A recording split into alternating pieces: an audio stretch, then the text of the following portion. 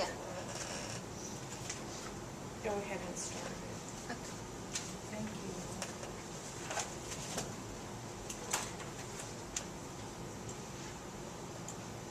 As a review for the final exam, this review sheet is in Canvas under your course documents. Review your vocabulary from chapters 1 through 12. The majority of the questions will come from chapters 11 and 12 because we have not taken a chapter test on those two chapters, but you will see vocabulary through all of the chapters. I want you to make sure that you know how to prepare a balance sheet. You will see the income statement on the test, but you need to know the parts of the balance sheet, the income statement, and the statement of owner's equity. The financial statements are listed in alphabetic order here, but we prepare the income statement first, then the statement of owner's equity, and then the balance sheet. Make sure you know your normal balances.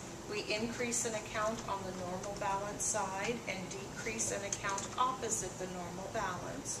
You can look at the trial balance on a worksheet to know where the normal balance is. Your ruling for your income statement, balance sheet, statement of owner's equity, the journal, and your petty cash. Single line means that you've added or subtracted. Double line means that you have a total. Your journal does not need to be totaled, but you can add up your debits and credits to make sure that those equal before you submit your test.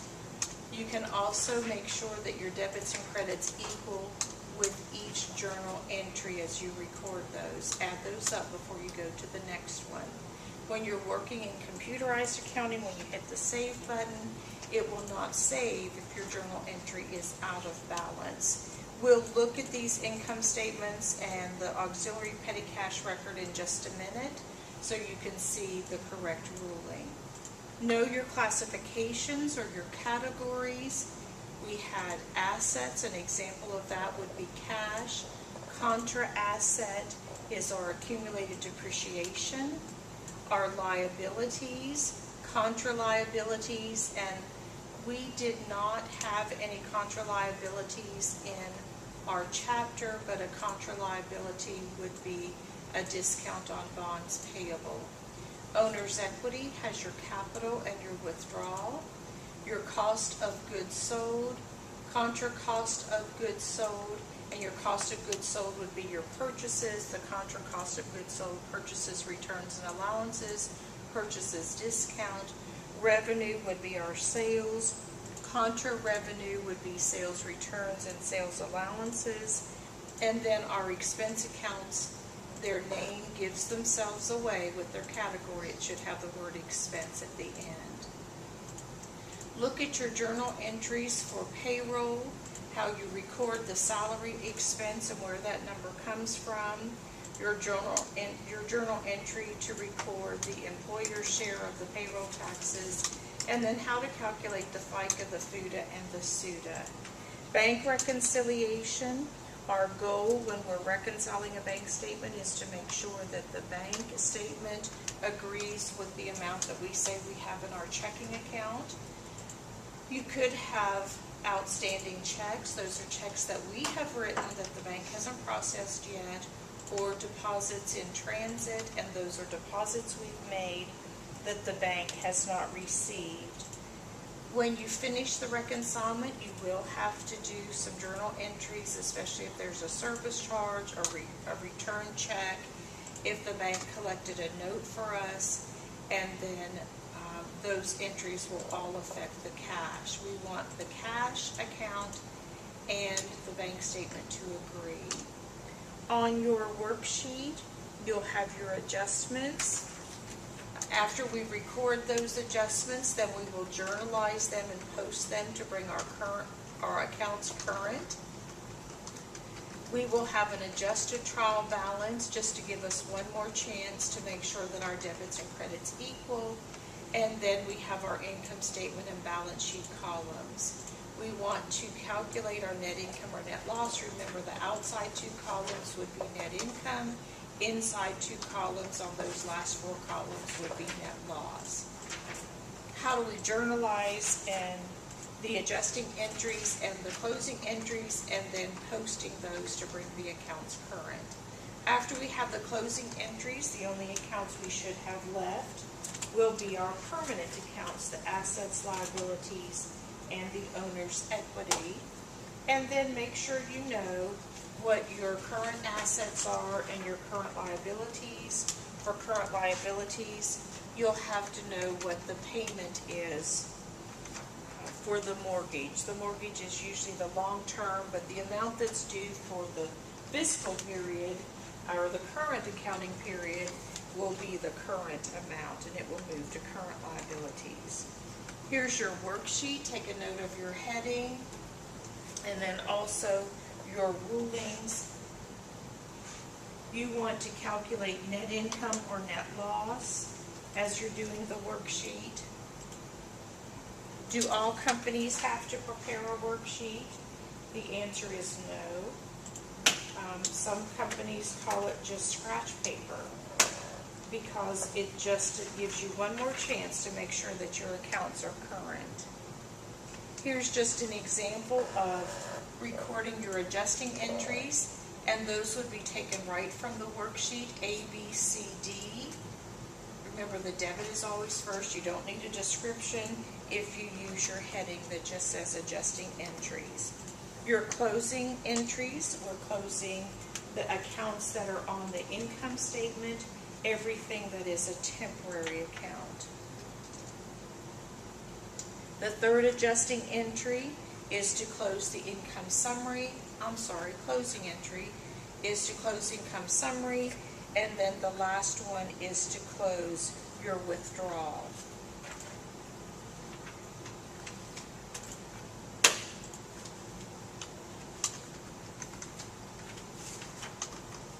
Here's a picture of the bank reconciliation and the journal entries that go with that.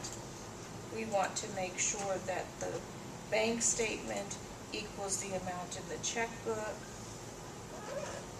And then there's our entries if we have anything that needs to be adjusted into the ledger accounts. Here we had a collection for a note that was collected, and also the service charge. You can put it under miscellaneous expense if we do not have a service charge expense account. When we use the account petty cash, we only use it when we establish petty cash. That's the first entry shown here. And then the second entry is from the auxiliary petty cash record to replenish the petty cash. And we use the account cash. We're writing a check. We only use petty cash when we establish the petty cash account. Here's an example of the auxiliary petty cash record. This one does not show the ruling, but you would have a single line here to indicate that that's your total, and then your double line. Your receipt amount should always stay the same, and these are all of the payments that we've made. There was $50 left in this one at the end. To replenish it, we needed to write a check for $70. We have 2 special columns, postage expense and office supplies, and then if it doesn't fit within these 2, we can put it under the sundry account.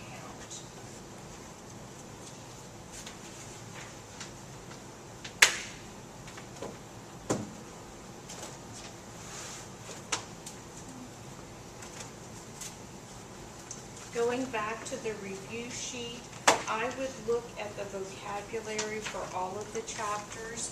I also would review the chapter summary and the first page of each one of the chapters because there's some good information on that page. Here's an example of the payroll register. The last 2 columns are the amounts that we're going to expense, and those are going to be the gross amounts. Here's our net, and these two are the gross. Those are the amounts that we're going to expense.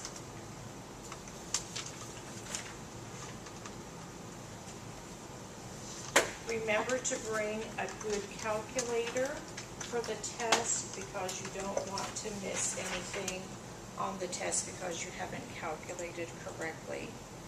Here's just an example of posting. Our auxiliary or our subsidiary ledgers do not have account numbers. When we post, we'll have our diagonal here. We'll post to both of these accounts with our diagonal here for our accounts receivable, and just use a check mark because we do not have account numbers in this book that we're using.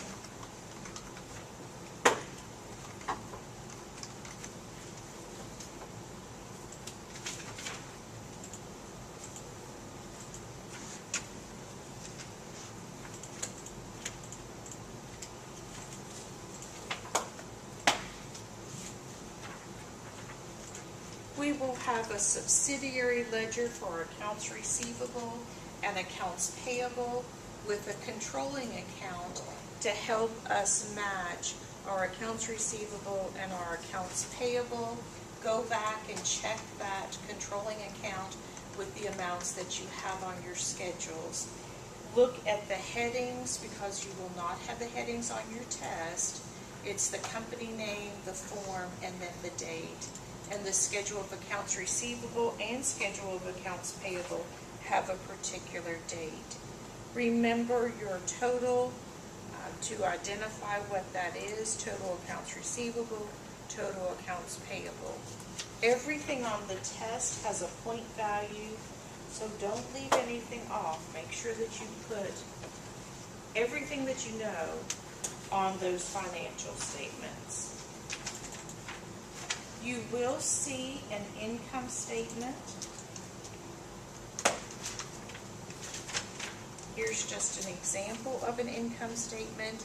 This one was for the year ended. If it's for the month ended, make sure you identify that in your heading. When you're reviewing to prepare the income statement, divide it into several parts. The first part is where we're calculating our revenue. Our total sales minus our sales returns and allowances and our sales discounts gives us the net sales. In the purchases area, the purchases, the total purchases minus purchases, returns, and allowances, and purchases discount gives us our net purchases. If you have a freight in, we want to add that. We want to pass that cost on to our customers.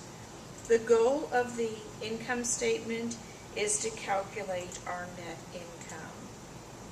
The last part will be our expenses, and we learned that in chapter 1. That part hasn't really changed. We could have other income or other expenses. Here it looks like we have a piece of property that we're renting. It doesn't have anything to do with whatever sales we have, and it doesn't say what kind of a sales was, or whether it was toy sales or lipstick sales for the Rose Company. But it was just another way that we earned money. You might have that, you might not. Not every company would have other income or other expenses.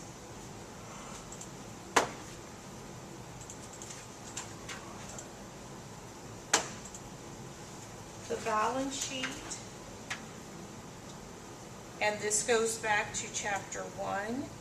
Our balance sheet has a specific date on it, and we are working through the accounting equation. Assets equals liabilities plus owner's equity. Total assets equals the total liabilities plus the owner's equity. Notice your dollar signs, and you can go back and review this video to see where those dollar signs are. First number in a column, if it's a total, or the first number in a section. I'm not too picky about how I grade that. I just don't want to see dollar signs on everything. Here's just another example of a worksheet. Remember, outside 2 columns, net income, inside 2 columns, net loss.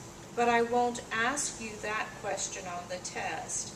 I will say, if you have a number in the debit on the income statement and a credit on the balance sheet, would you have a net income or a net loss? You would have a net income.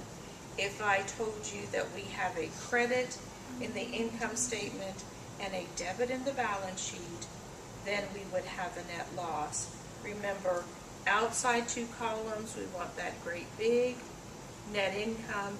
Inside 2 columns, we want that very small net loss.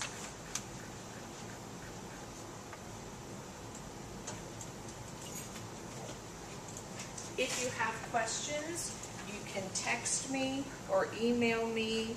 The review sheet is under course documents in Canvas, and if the assignments seem all jumbled up, just click on the right hand side of Canvas and say sort by type, and it will put the course documents together. This concludes our review.